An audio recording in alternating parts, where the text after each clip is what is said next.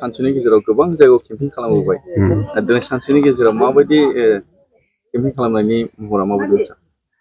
आं सिगाङावबो बुंबोबाय थाखादों जोंनि पकेट केम्पिंआ जोंनि एखेबारे इम्पर्टेन्ट मोनसे बे चेप्टार जोङो गुरलाब बेबायदि प्रग्रामखौ लानोबो हायाखै आरो पारमिसनबो जोंनो होआखै इभेन कि साब कमिटि अफिसफोरखौनो जोंनो पारमिसनखौ दासिमबो होजोबाखै जेराव जेराव खालामनांगौ दा जों बुजिबाय बे गभर्नमेन्टआ जोंखौ बिराद गिदों इउपिपिएल गभर्नमेन्ट बिजेपि गभर्नमेन्टआ जोंखौ बिराद गिदों दा नंमारगौबो जोङो सानसेयावनो 50-60थासो पकेट मिटिंखौ जों खालामखायो क'क्राझार चिरां आरो बाक्सा लानानै बिराद साक्सेसफुल दा बावहाय आं बुंनो साननाया बेनो जे दोहौआ फिन खनसे कंग्रेसनि थाखाय फैबाय हिमन्त बिश्व शर्माया मास मोनसेसो सिगां कंग्रेसआ 0 होनदोंमोन बे गावनि खुगाजों कंग्रेसआ 2 नाम्बार होनबाय दिपेन बर' बिथाङाबो मैया गावनि भाषणाव बेखौनो होनबाय जे बिथाङा हाग्रामा अर्थात बिपिएफनि मदद बिदों दा बाथ्राया आंबो बेखौनो बुंनो सानदों जे दिनैनि थारिखआव दिल्लीयाव जुदि कंग्रेसआ गभर्नमेन्ट दायोबा आङो 100% गेरेन्टि एबसुनि गथ'फ्रा इउपिपिएलनि गथ'फ्रा बम गावगोन कंग्रेसनिख्रुइबो बांसिन कारण बयबो मोजां मोनो दिल्लीयाव कंग्रेस फैनायखौ आरो हाग्रामानि गथ'फ्रा बिपिएफनियाथ' एखे डाबल बम गावगोन बिसोरो बमखौ कंग्रेसनो हायार होबावगोन बिसोर जोंनो गावनो कारण कंग्रेस फैनायखौ बिपिएफआबो मोजां मोनो इउपिपिएलआबो मोजां मोनो अब्ला बे बिटिसि आवहाय क'क्राझार बियाबाव कंग्रेस फैनायखौ रायजो राजाफ्रा मानो मोजां मोना आं बेखौ सोंनो नागिरदों दा बेखायनो आङो खावलायदों एबारावहाय एक्चुअली जोङो दिल्लीयाव कंग्रेस सरकारखौनो लाबोनांगौ जोंनि हादोरावहाय जोंनि फिसाफ्रा लेखा फरा फरायनानै साख्रि गैया जालांबाय आरो साख्रि बाख्रि गैयाबा कल कारखाना इन्डास्ट्रि गैयाबा जोंनि गथ'फ्रा बेखार जागोन आरो बेखार जायोबा गथ'फ्रा डिप्रेसन जागोन फेमिलियाव दावराव दावसि जागोन ड्राग्स जानाया बांगोन सिखाव दाखायदा बांगोन उग्रपन्थी जानो लुबैनायाबो बांगोन दा बेफोरखौ जोङो नायोब्ला एक्चुअली जेरैखि जाया बाय हुक एन्ड क्रुक जोङो बिजेपिखौहाय दिल्ली सरकारनिफ्राय होख्लायनांगौ आरो बे दहायाव आं खावलायनो सानदों साफ्रोमबो इउपिपिएलनि मदद होग्रा बिथांमोनखौ नोंथांमोनाबो आखायाव भट होदो बिपिएफनि साफ्रोमबो भटार बिथांखौ आं खावलायदों नोंथांमोनाबो आखायाव भट हो नङाबा हादोरा खैफोद दङ आरो हादोरजों लोगोसे जोंनि बे बिटिसिआबो खैफोद दं मानोना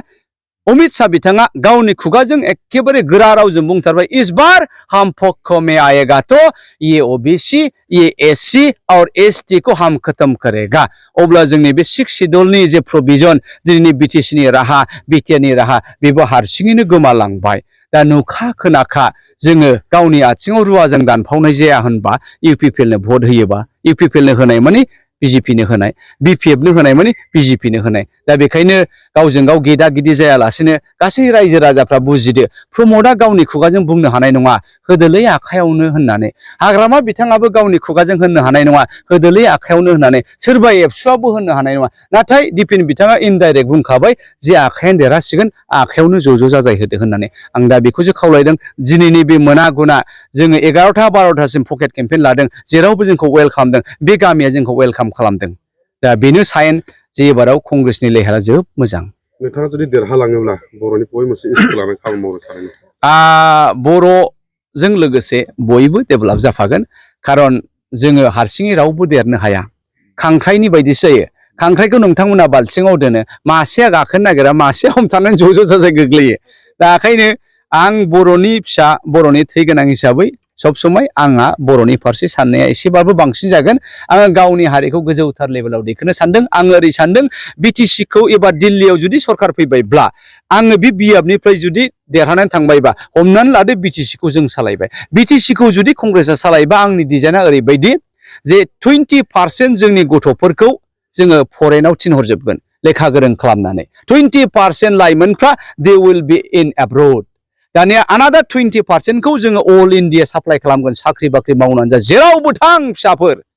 लेखा गोरों खालामगोन जोङो दानिया बाखि पार्सेन्टखौहाय 20%खौहाय जोङो बेहायनो जोंनि बिटिसिआव आसामाव खामानि होगोन आरो माखासेखौ आबादारि मावहोगोन माखासेखौ जों एनजिअ खालामहोगोन माखासेखौ रायजो मोनागौ मानि जोङो रायजो नांगौ बिग्रा खालामगोन बे जोंनि एखे टटेल इकुवेशन जे बर' हारिया माबायदि गेरेमसा जागोन बड'फानि सिमाङा जाफुंगोन रायजोफोर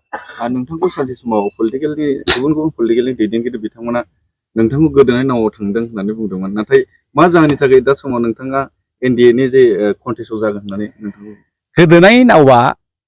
नंगौ कंग्रेसआ लिडारफ्रा आसामनि गेदेर गेदेर नेताफ्रा कंग्रेस नागार बिजेपिआव हाबदों बे खोब साधारनब्रा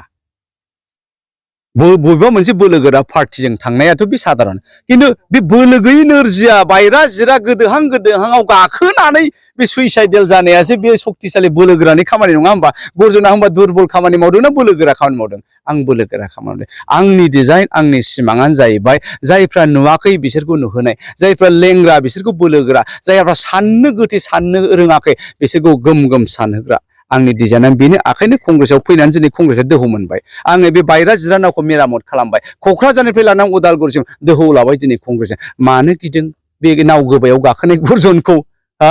दा प्रुफआ बेनो जे गबिन्द बिथाङा बावैसोनो कंग्रेसआव जयेन जासिगोन बे फाक्का फैबाय थानाय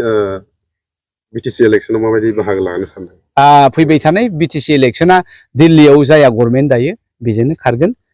दा जुदि कंग्रेसआ दिल्लीयाव गभर्नमेन्ट फैयोबा कंग्रेस मुखि जाजोबगोन जोंनि दैदेनगिरिफ्रा जाफ्फा जाफ्फि कंग्रेसआव जयेन जानो फैगोन खिन्थु आंनि डिजाइना बे फुरानाफोरा बाहाय बिदाय लानाया मोजां सार जागायजेननायनिफ्राय नोंथाङा मोनबेसे जायगायाव आरो बेसेबांसो केम्पिं खालामखो जाबाय गोबां बुरजा मेक्सिमाम क'क्राझाराव खालामनाय जादों ओमफ्राय सेकेन्डआ चिराङानो आं गाबोननिफ्राय माबायाव थासिगोन बाक्सायाव एक्चुअलि बेखौ साननाय जायाखै खिन्थु गोबां जाबाय आरो केम्पेना मोजां जाबाय आङो फिसा फिसा हाथाइसालियावबो दहाय थांदों साब्रै साबाबाबो आङो बुंहैदों खारन बेनो गणतन्त्रनि नियमा आरो सासेयानो जा सानैयानो जा साथामानो जा बयबो जोंनि थाखाय इम्पर्टेन्ट आरो बुंनांगौखौ आङो लाजिया फांजिया बुंदों आरो मा दा बाहाय जेबो स्पेसियेल स्टेज नाङा दा आं बेखौ बेनिखायनो खालामदों आं बे सिस्टेमखौहाय जोङो बै माबा बाजारफ्राव थाङोबा लामा सामाफ्राव होयोबा जोंहा थाखा फैसायाबो खम खरस जाथारो दा जोंनि भबिसतआथ' बेनो नालाय जों जेखौ मावगोन जोंनि फिसाफ्रा मावगोन नङा होमबा दा हाग्रामा मोनहा मोनसे केम्पेनावनो गिलु बोलो गुरलाब गुरलाब फैसा गारबाय मा जागोन जोंनि फिसाफ्रा बयबो गिजोबबाय आयौ आं लेखा रोंब्लाबो आयौ आं भबिसतआव MCLA EM जानो लुबैबाबो MLA जानो लुबैबाबो आंहा थाखा फैसा गैया आं जानो हाया दा बिनि आइडेन्टिटि गर्जना मालाबाबो जानो हाया जायहा नेहात निखावरि नाथाय गोसो गोनां रायजोनि थाखाय मोजां सानग्रा बेनो जोंनि दैदेनगिरि जागोन बेनो जोंनि भबिसत जागोन